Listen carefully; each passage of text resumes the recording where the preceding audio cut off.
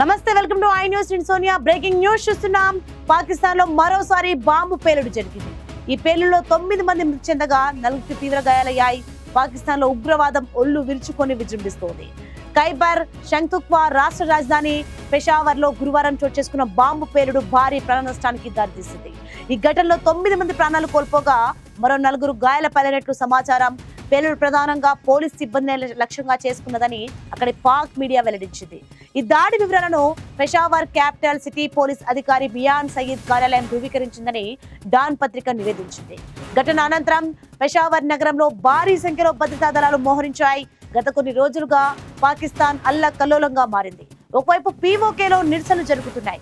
అక్కడ పోలీసులు సామాన్య జనాల మీద ఫైరింగ్లు చేస్తున్నారు. మరోవైపు ఖైబర్ పఖ్తూన్ఖ్వాలో పోలీసుల లక్ష్యంగా బాంబు దాడులు జరుగుతున్నాయి. ఈ దాడిని Peshawar capital city police officer Mian Saeed కార్యాలయం ధృవీకరించింది. దీని తర్వాత అక్కడ పెద్ద భద్రతా బలగాలను మోహరించారు. పేలుడుకి కారణమైన పరికరాన్ని పోలీసులు తిరిగే మార్గంలో అమర్చారని ప్రాథమిక దర్యాప్తులో తేలింది. మరోవైపు పీఓకేలో నిరసనకారులు పాకిస్తాన్ ఆర్మీ వెహికల్ ను తగలబెట్టేశారు. దీని తర్వాత ఆర్మీ ప్రజలపై కాల్పులు జరిపింది. ఇందులో 40 మంది దాకా సామాన్య జనం చనిపోయారని సమాచారం.